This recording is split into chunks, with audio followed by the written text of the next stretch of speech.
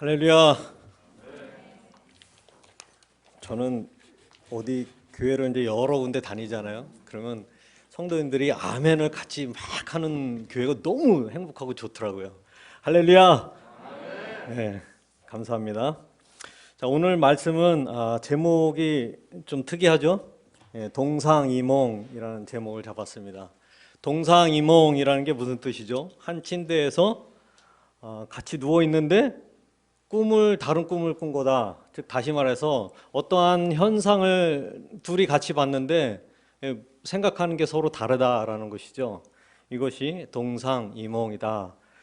이 동상이몽하는 이제 단어를 보면 저희 인도 아주 실감납니다. 인도 사람들은 이제 어떤 일을 시킬 때 요거는 요렇게 하고 저건 저렇게 하고 이렇게 해. 알았어? 이해됐니? 그러면 인도는 예스가 옆으로 이렇게 하는 겁니다. 옆으로 예스. 예. 노는 이런 거고 한국처럼 끄떡이지 않아요. 예스. 알았니? 이해했니? 이해했대. 걱정하지 말래요. 그러고 나서 한참 뒤에 결과를 딱 보면 기가 찹니다. 기가 차. 너 왜 이거 이렇게 했니? 내가 이렇게 하라고 하지 않았니? 그러면 막 또 설명을 해요. 내가 네 말 알아들었는데 이게 더 나아. 이렇게 해서 이렇게 오히려 저를 막 설득을 시키는 겁니다. 바로 이렇게 제가 원하는 요구사항대로 하지 않는 이 사람들하고 다음번에도 다시 일을 시킬 수 있겠습니까? 없지요. 예, 다른 사람을 구합니다. 그런데 더 기가 막힌 건 모든 사람이 다 똑같다는 거예요.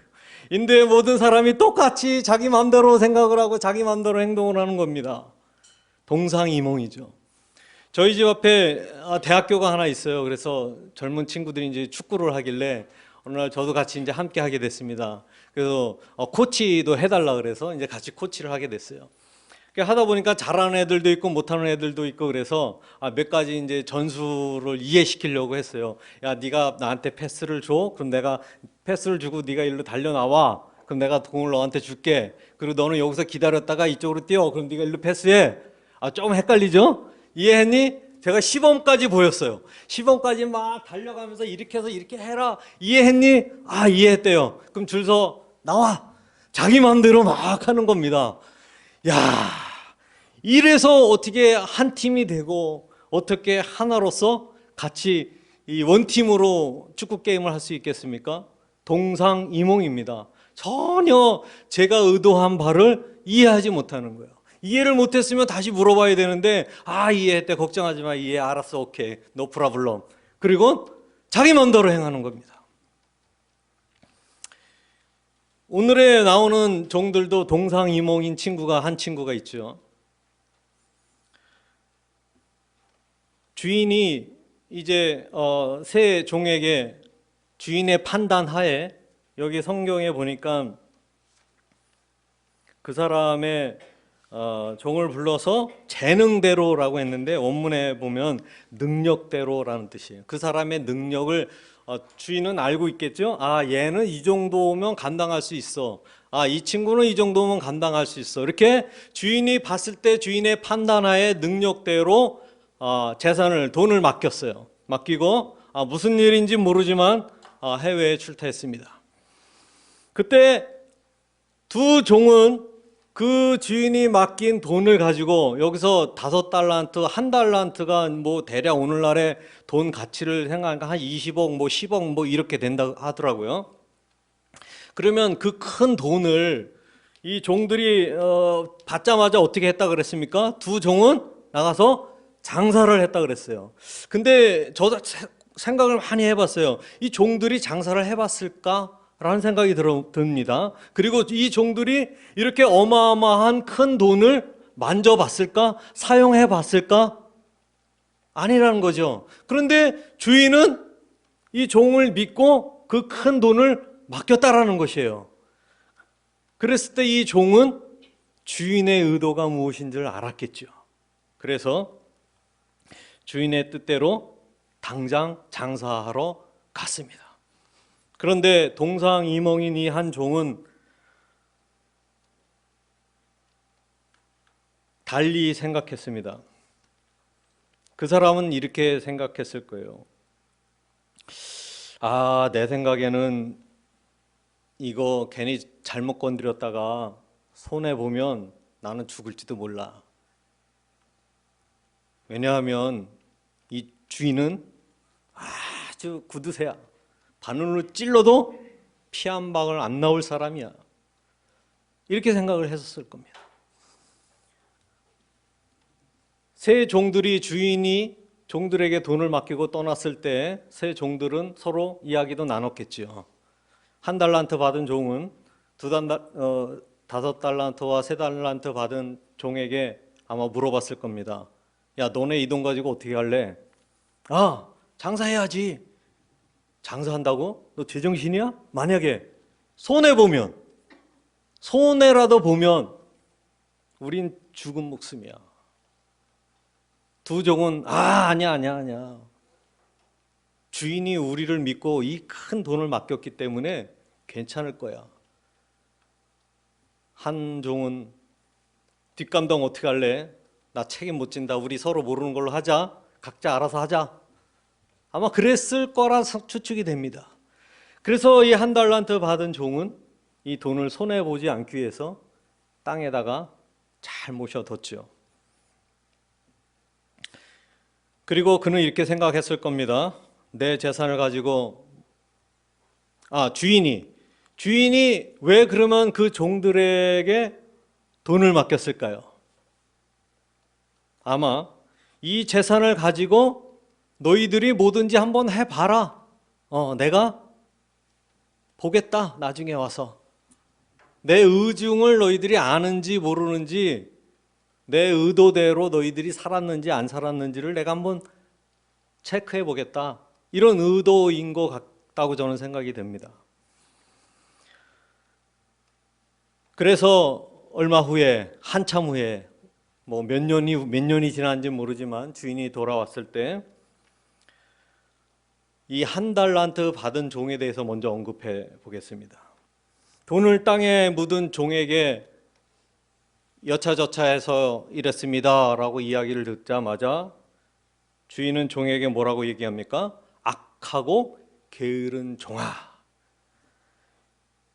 게으르다라는 것은 주인이 타국에 가서 1년 만에 왔는지 5년 만에 왔는지 10년 만에 왔는지 모르지만 그 주인이 없는 동안에 1달란트 가지고 무엇이든 하라라고 오더를 준 거잖아요.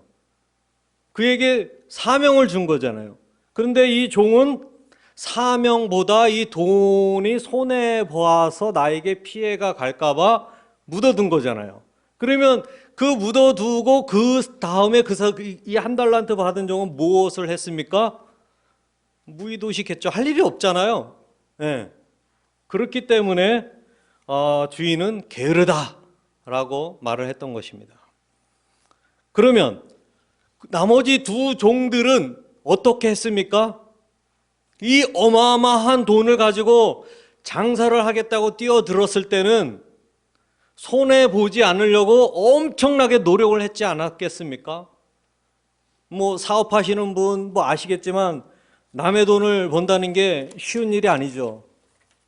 엄청 신경 써야 되고 정말 머리가 쥐가 날 정도로 경제도 파악해야 되고 거래처 사람도 잘 또 구슬려서 뭐 이윤을 남기기 위해서 해야 되고 그 나머지 두 종들은 주인에게 해를 끼치지 않기 위해서 또는 주인이 의도한 뜻을 따르기 위해서 열심히 일했다는 것이죠. 그런데 이 한 종은 일을 안 했어요. 그래서 게으른 종이다. 즉 종으로서의 본분을 잃어버린 사람이다. 두 번째는 악하다 그랬어요. 이 악하다. 그래서 그 주인을 향해서 굳은 사람이다, 거친 사람이다, 수전노다 뭐 이렇게 표현을 했습니다. 왜? 심지 않은데 거두고 해치지 않고도 저절로 소위 말해서 닭 털도 안 뽑고 잡아먹으려고 하는 심보다 당신은 이렇게 주인에 대해서 착각하고 오해를 했던 것입니다.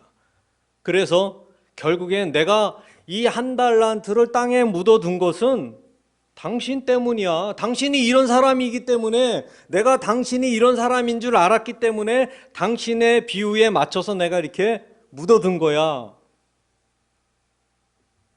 맞습니까? 아니죠. 이 사람은 주인을 오해했습니다. 오해하는 그 너머에 주인의 권위를 인정하지 않았던 것이죠. 주인이 돈을 맡겼다라는 것은 그것을 가지고 무엇을 하든지 일을 해라라고 한 오더를 준 건데 무시한 거죠. 주인의 의도와 주인의 명령을 무시한 겁니다. 그리고 저는 뭐 당신이 두려워서라고 했지만 두려우면 무서워서라도 무엇을 하겠죠. 그런데 이 종은 두려워하지 않았을 것입니다. 주인을 가볍게 여기고 만만하게 생각해서 뭐 손해만 안 보게 하면 주인이 오케이 하겠지 뭐. 왜? 주인은 그런 사람이었으니까. 혼자 착각하고 혼자 망각해서 자기의 본분을 잊어버렸던 것입니다. 그래서 그 주인은 그 종을 보고 악하고 게으른 종이다 라고 아주 심한 말을 했습니다. 반면 두 종은 왜 칭찬을 받았습니까? 이 어마어마한 돈을 가지고 마진을 남겼어요. 이윤을 남겼어요. 2배의 이윤을 남기기까지 얼마나 열심히 노력을 했겠습니까? 그래서 주인은 착하고 충성된 종아 그랬어요. 내 작은 일에 충성했다. 저는 그 말에 너무 깜짝 놀랐어요. 5달란트면은 뭐 50억 막 이렇게 될 텐데 50억이 작은 거라니 도대체 이 주인이 돈이 얼마나 많은 거냐, 아니면 얼마나 이 배포가 큰 거냐, 저는 그게 막 상상이 되더라고요. 이렇게 어마어마한 큰 돈을 이익을 냈다고 하는데 아주 작은 일에 충성했다는데 이보다 더 큰, 그러면 이 사람의 재산이 도대체 얼마나 되나 막 상상이 막 가더라고요. 이 두 종은 한마디로 말해서 마음과 뜻과 정성을 다해서 최선을 다하고 충성을 다했다라는 것입니다. 충성이라는 단어는 우리 하나님 앞에서 다시 표현해 보자면, 하나님을 위해서 우리의 마음과 뜻과 정성과 목숨을 다해 사랑하라고, 사랑하며 살라고 하는 부름이다. 저는 이렇게 해석하고 싶습니다. 충성은 하나님을 사랑하고 뜻과 정성과 마음과 목숨을 다해서 살라라고 하는 부름이 바로 충성이다. 아멘이십니까? 네, 좀 크게 좀 해주세요. 그래야 제가 또 이렇게 열심히. 아멘? 강요하는 건 아닙니다. 그래서 이 충성된 삶은 뭐냐, 바로 이 충성이란 하나님의 이 부르심, 이 부름은 뭐냐? 우리가 성결한 삶에 대한 부름이고 영적 승리를 위한 고단의 삶으로부터의 부름이다. 예수님께서는 단 한 번도 제자들을 불러서 너희들의 삶이 쉬울 거야, 편안할 거야 라고 말하지 않았어요. 처음부터 너희들의 삶은 좁은 길이야 라고 했습니다. 그래서 충성이란 믿음, 대가, 절제, 희생, 인내, 이런 것을 요구합니다. 질문하겠습니다. 크게 대답해 주세요. 여러분은 누구입니까? 여러분은 누구세요? 여러분은 어떤 존재입니까? 마스크 써서 말 못하시는 건가요? 여러분은 어떤 존재예요? 나는 누굽니까? 나는. 도대체 나는 누굽니까? 어둠의 자녀, 사탄에 속한 자입니까? 아니면 죄에서 해방된 하나님의 거룩한 백성, 빛의 자녀입니까? 누구입니까? 뭐 이렇게 자신이 없습니까? 하나님의 거룩한 백성, 빛의 자녀임을 여러분 정말 확신합니까? 확신합니까? 정말요? 확신이 없는데 확신합니다 두리뭉실하다가 직접 대면되고 정말이요 이러면 움츠러지죠. 확신이 없는 사람은. 사망의 저주에서 벗어나게 하신 예수님이 이 땅에 오셨습니다. 나는 하나님을 우선순위로 두고 살아가고 있는가? 오늘 본문은 우리에게 이것을 준엄하게 묻고 있는 것입니다. 물론 종말론에 관련된 거지만 오늘날에 우리가 종말의 시대를 살아가고 있지 않습니까? 바로 주님은 우리에게 이것을 물어보는 것입니다. 나의 삶을 하나님으로 우선순위를 두고 살아가고 있는가? 나는 하나님 앞에서 나는 어떻게 살고 있는가? 하나님께 우선순위를 두지 않으면 그 사람의 영은 성령님과 교통할 수가 없게 됩니다. 성령님의 통치, 성령 하나님의 다스림에 있지 않으면 그 영은 약해져서 육의 삶을 살게 될 수밖에 없습니다. 육의 삶이란 어떤 겁니까? 하나님을 우선순위로 두지 않고 자기 자신을 주인으로 삼고 살아가는 겁니다. 어떻게 해요? 내 인생은 나의 것, 내 인생은 나의 것, 그냥 나에게 맡겨주세요. 내 맘대로 살겠습니다. 이게 육의 사람입니다. 그런 사람은, 육의 삶을 사는 사람은 질병이 온 세상을 뒤덮는 것을 두려워합니다. 여러분 두려움을 갖습니까? 이 코로나 때문에? 1950년도인가 40년도에 이미 코로나 바이러스에 대해서 발견해 놨대요. 그때 당시에는 사람이 그렇게 치명적이지 않았기 때문에 백신 이런 거 준비하지 않았다고 합니다. 여러분 코로나 바이러스가 오늘날 갑자기 뚝 나타난 게 아니죠. 이미 하나님이 세상을 만들 때 다 함께 있었습니다. 그러나 육의 삶을 사는 사람은 이런 질병에 대한 두려움을 갖게 됩니다. 그리고 세상의 가치관이 당연하다듯이 거기에 휩쓸려 동행하며 살아갑니다.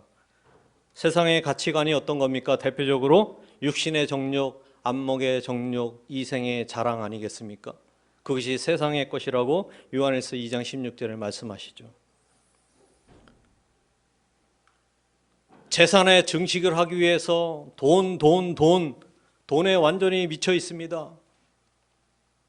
뉴스에서도 크게 어떤 사람이 크게 한 건 했죠. 금괴가 어마어마하게 감춰놓고 돈. 세상의 가치 기준이 돈이에요. 젊은 청년들이 직장을 합니다. 직장을 구하는데 어떤 직장 하기 원하느냐? 좋은 직장. 거기서 좋은 일은 무엇이에요? 결국엔 돈 많이 주는 곳이라는 얘기죠. 돈이 우리의 삶을 지배하고 있어요.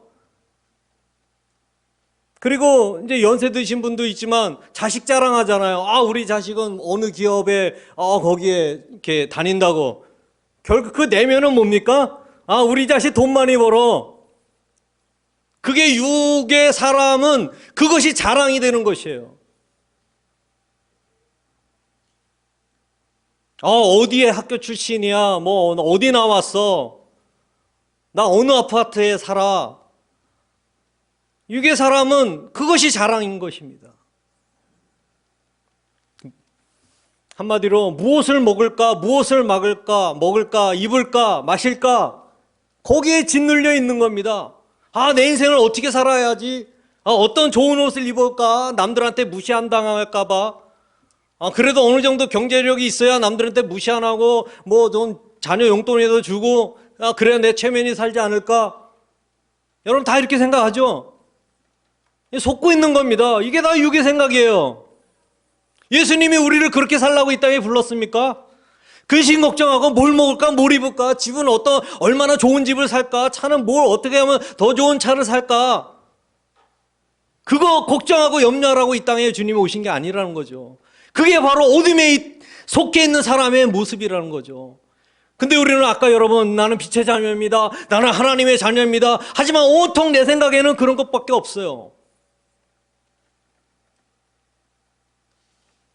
어려운 환경이 맞닥뜨리고 위기의 환경이 오면 그 환경을 모면하려고 꾀를 씁니다. 잔꾀를 써요. 세상의 방법을 막 찾아보고 이 방법 저 방법 다 찾아서 자기의 어려운 환경과 위기를 모면하려고 온갖 방법을 다 씁니다. 그런데 그 사람의 문제가 해결되나요? 점점 늪에 빠지게 되는 것입니다. 그래서 근심과 걱정과 염려 속에 사로잡혀서 헤어나질 못하고 있는 겁니다. 육의 삶은 세상의 욕망으로 가득 차 있어요. 자존심만 높아집니다. 자기애가 강해요. 자기애. 열등감에 빠져 있고, 뭔 말만 하면 그냥 자기 안 좋은 소리만 들으면 그냥 눈이 이만해가지고 막 찌르려고 하고, 그게 육적인 삶이죠.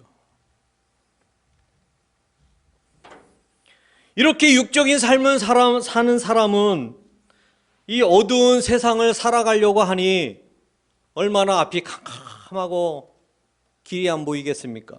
그런데 그렇게 사로잡혀서 교회에 나왔는데 하나님의 우선순위를 두고 살아가라 이야기를 들으니 그게 얼마나 무모하고 비현실적으로 생각됩니까? 예수님이 우리에게 뭐라 그랬어요? 오른뺨을 맞으면 왼뺨도 대라 그러고, 겉옷을 달라면 이 속옷도 주라 그러고, 오리를 가라 그러면 심리를 따라가 주라 그러고, 원수를 7번이 아니라 70번씩 사랑하라고 하고, 이거 얼마나 무모한 일입니까? 비현실적이고. 그러나 예수님은 우리에게 그렇게 살라고 하는 것입니다. 그러니 하나님을 우선순위로 두지 않고 이 육의 삶을 사는 사람은 말이 안 되는 겁니다. 이해가 되지 않는 겁니다. 어려움이 닥치면 목사님이 뭐라 그럽니까? 기도합시다. 기도하세요. 당장 죽게 생겼는데 무슨 기도야? 이렇게 생각 들지 않겠습니까? 그런데 여러분, 우리가 우선순위의 삶을 살려면 아주 중요한 이야기를 제가 들려드리겠습니다. 3가지 영적 원리를 따라 살면 우리는 승리할 수 있습니다. 첫째, 믿음으로 살아야 합니다. 따라해 봅시다. 믿음으로 살자. 좀 더 크게. 믿음으로 살자.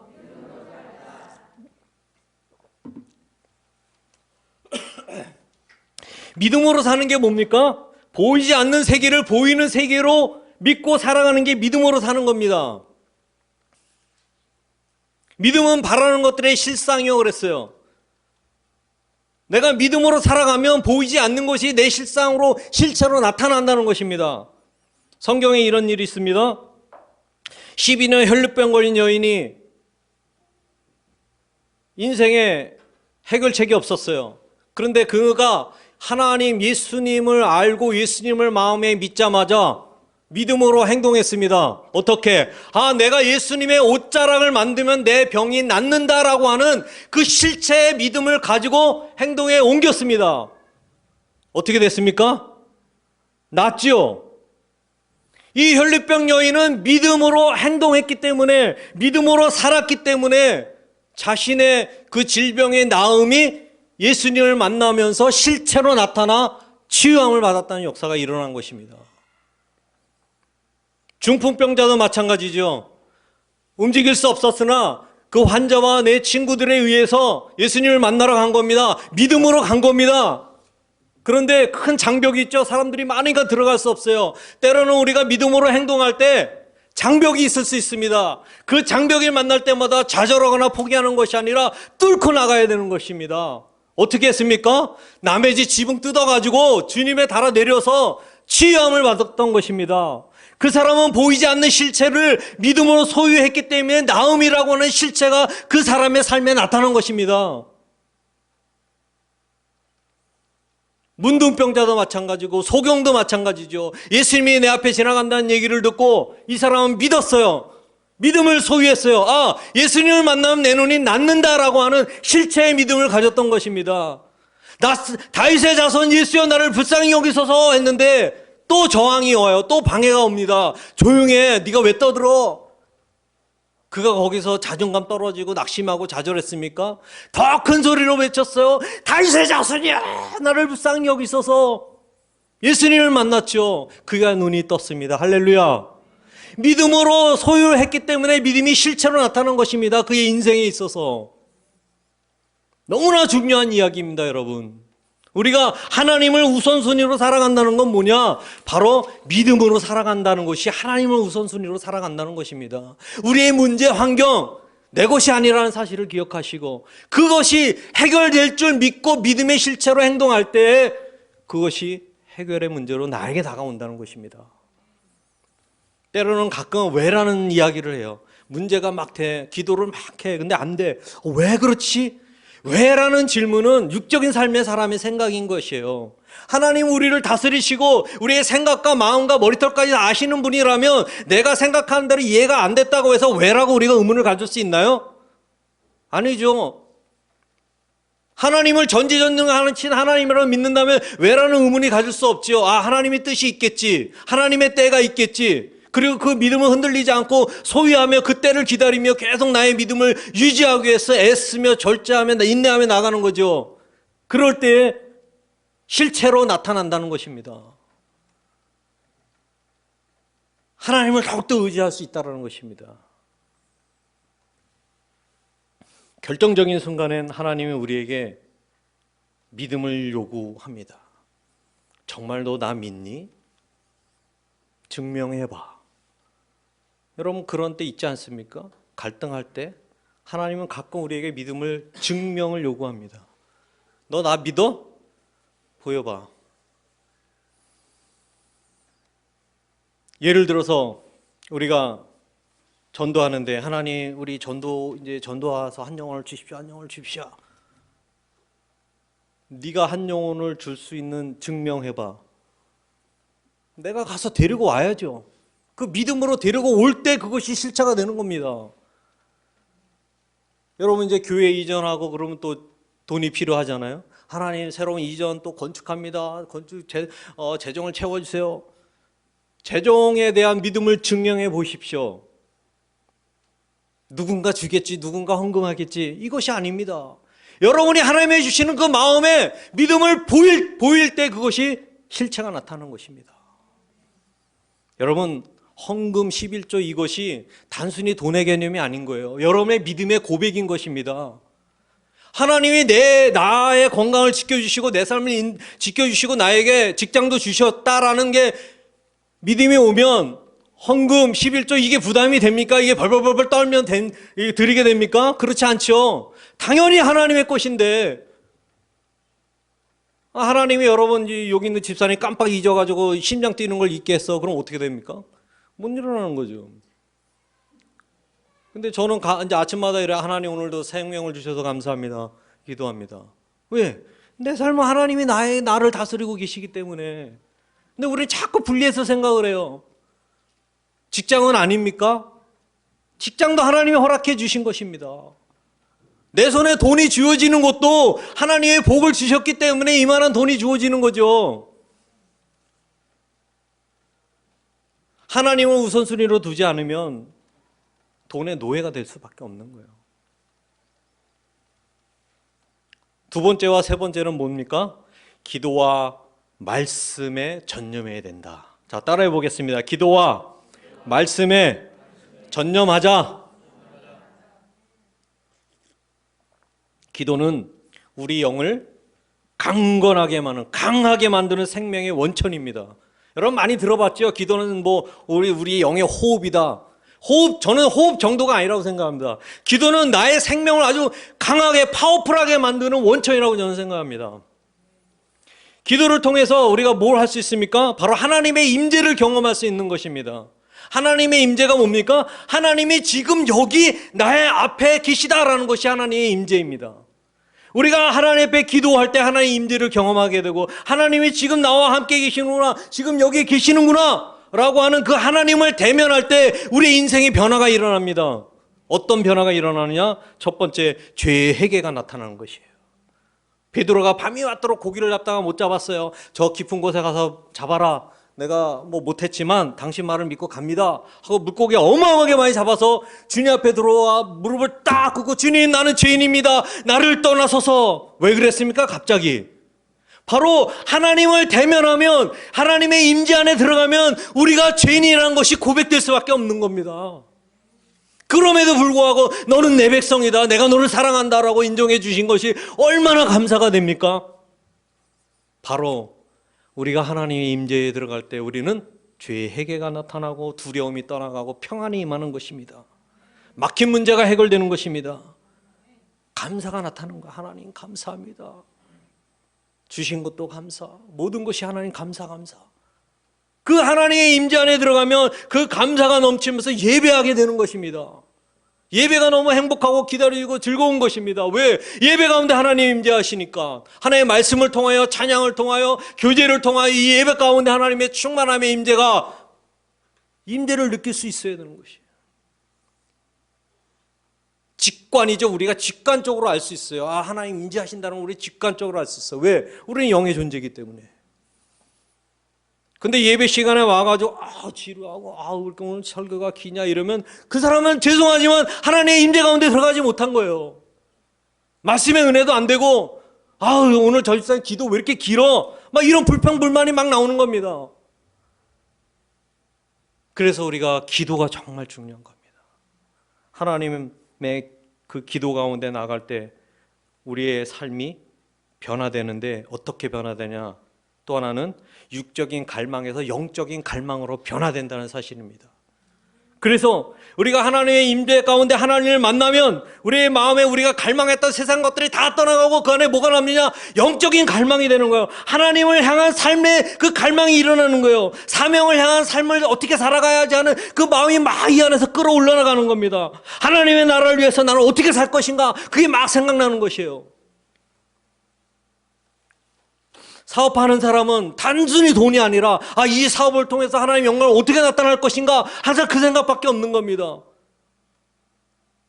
또 가정주부는 이 가정에 우리 아이들 자녀들 우리 온 가족이 어떻게 하나님을 추구하며 하나가 되어서 어떻게 우리 가정에 행복하게 잘 살아갈까, 하나님의 영광을 위해서 어떻게 살아갈까, 그것만 생각할 수 있는 것입니다. 바로 우리가 기도에 전념할 때 우리의 갈망이 영적인 갈망으로 바뀐다는 사실입니다. 가끔 어떤 분이 제가 인도로 나 가야 돼, 인도 갈 때 다 됐어 막 이러면 인도 뭐로 가냐, 뭐 여기가 더 좋지 않냐 막 이러는데 천만의 말씀입니다. 저는 하나님의 그 갈망을 알기 때문에 저는 1달란트 받은 종이 아니에요. 3달란트인지 5달란트인지 모르지만 어쨌든 그 양반처럼 그러지는 않습니다. 왜? 하나님의 뜻이 뭔지를 알기 때문에, 하나님의 갈망하는 것이 무엇인지 내 안에 하나님 주셨기 때문에 저는 거기를 가고 싶습니다. 지금도. 덥지요. 더워도 하나님의 비전을 향해선 그 더움이 문제가 되지 않습니다. 먹는 것도 별로 없어요. 풀밖에 없어요. 뭐 고기라고 닭 조금 있는데 그래도 저는 그게 개의치 않습니다. 먹는 것이 그렇게 중요하지 않아요. 왜? 내 안에 갈망이 그것이 아니기 때문에. 여러분도 마찬가지입니다. 여러분 하나님에게 주신 갈망을 소유해야 하는 것입니다. 다음은 말씀입니다. 말씀은 믿음을 더욱더 견고하게 하는 능력이 있습니다. 살아 움직이는 역사하는 능력이 있습니다. 우리가 기도할 때 하나님의 말씀이 떠오르죠. 그 말씀을 부여잡고 나아갈 때 믿음으로 나아갈 수 있는 것입니다. 바울은 하나님을 대적했던 자였습니다. 그런데 그가 하나님을 만나고 하나님의 임재 안에 들어갈 때 그의 삶이 변화된 것입니다. 하나님을 향한 갈망이 가득 차서 세계 선교를 향해서 달려나갔던 것입니다. 하나님의 말씀이 임할 때 비전과 사명을 받게 됩니다. 하나님의 뜻이 이거구나. 하나님의 원하는 것이 이거구나. 내 삶에 하나님이 원하는 것이 이거구나. 비전을 갖게 되고 사명을 갖게 되는 것입니다. 그래서 하나님의 말씀이 우리 가운데 임할 때 내가 무엇을 위해 살아야 할까 생각하게 되는 것입니다. 여러분 소유리문답 1문에 보면 무엇인지 아시나요? 사람이 제일 되는 목적이 무엇입니까? 라는 질문이 있습니다. 하나님을 영화롭게 하고 영원토록 그분으로 인하여 즐거워하는 것이 사람의 제일 되는 목적이다. 저는 다른 거 다 놔두라도 그게 가장 핵심의 진리의 말씀인 것 같습니다. 여러분이 예수 그리스도로 인하여 구주로 영접했다면, 하나님의 종이 되었다면, 그러면 여러분은 어떻게 살아가야 합니까? 하나님을 영화롭게 하고, 하나님을 영화롭게 하려면 어떻게 살아가야 합니까? 믿음으로 살아가야 되고, 기도해야 되고, 말씀 가운데 있어야 되고, 하나님을 경배하고 찬양하고 자랑하고 드러내야 되는 것이 하나님을 영화롭게 하는 거 아니겠습니까? 아, 저 사람은 예수 믿는데 달라 뭔가, 그렇게 살아가야 되지 않겠습니까? 그분으로 인하여 영원토록 즐거워하는 것이다. 돈을 주고 하는 것이 아니라 허름한 옷 입으면 어떻습니까? 하나님으로 인하여 즐거워합니다.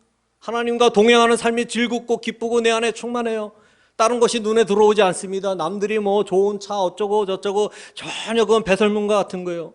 사도 바울이 예수를 만나자, 하나님의 임재 안에 들어가자 세상 학문이 초등학문과 같고 배설물과 같다고 여겼던 것이 왜 그랬습니까? 바로 하나님의 임재 안에 비전을 받았기 때문에, 사명을 받았기 때문에, 하늘의 것이 더 중요하다고 그는 여겼기 때문에 그렇게 고백할 수 있었던 것입니다.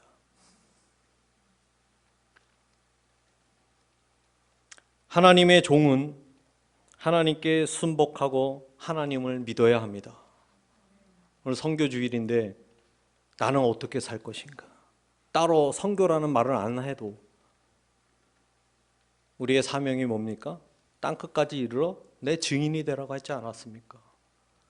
증인의 삶을 살아야 합니다. 어떻게 해요? 잘 안 되죠? 믿음으로 살고 기도하고 말씀 가운데, 그러면 증인의 삶을 충분히 능히 이보다 더 큰 일을 행할 수 있다라는 것입니다. 믿습니까? 주인이 맡긴 그 달란트가 우리에게 주신 그 사명이라는 것이에요. 여러분에게 각자에 주신 사명이 있습니다. 내가 내게 분부한 것을 가르치고 지키게 하고 증인의 삶을 살아라. 그걸 감당하면 그보다 더 큰 걸 맡기겠다라는 거예요. 그보다 더 큰 것이 뭔지 모르지만 하나님의 영광 아니겠습니까? 하나님의 영광 안에 들어가는 거 아니겠습니까? 저는 솔직히 이 땅에 소망 없어요. 이 땅에 오래 살고 싶지도 않아요. 빨리 주님 나라 가고 싶습니다. 이 지긋지긋한 제약이 만연한 이곳에 뭐가 미련이 있겠습니까?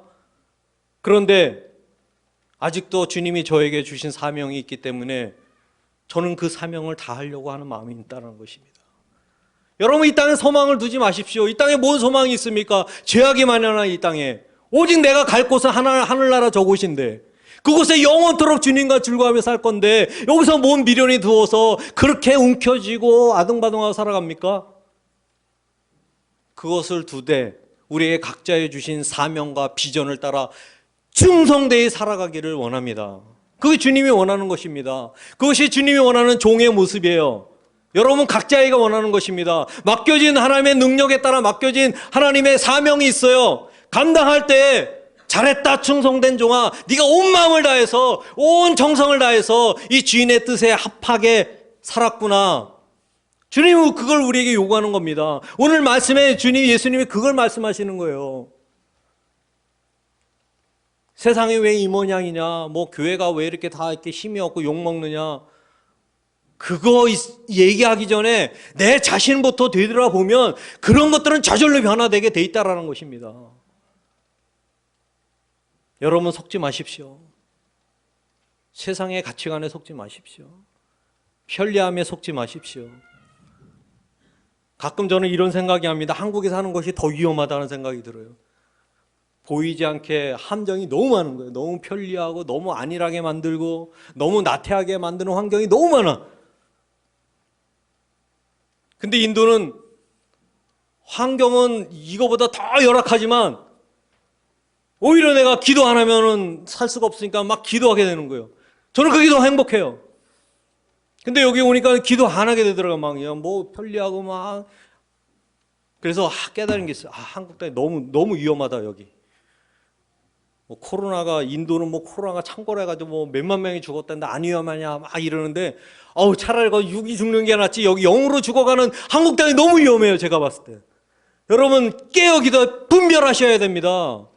한국 땅이 너무 위험해요. 사단이 지금 어둠에 눌려 있어요. 어둠에. 하나님의 빛의 자녀인데 이 세상의 방법, 이 욕망 때문에 어둠에 눌려 있어서 맨날 빌빌빌빌 대고 하나님 나 너 그러라고 저 구원하지 않았는데 이럼에도 불구하고 그렇게 살아간다는 것이에요. 왜? 이 영적인 원리를 모르기 때문에. 결론을 맺습니다. 첫째, 믿음으로 살자. 기도하자. 말씀 묵상하자. 이 세 가지가 우리의 영적 무장으로서 우리가 이 땅에서 승리하는, 또 주님 앞에 충성된 종이라 일컬어 받는 저와 여러분이 되기를 축원합니다. 기도하겠습니다.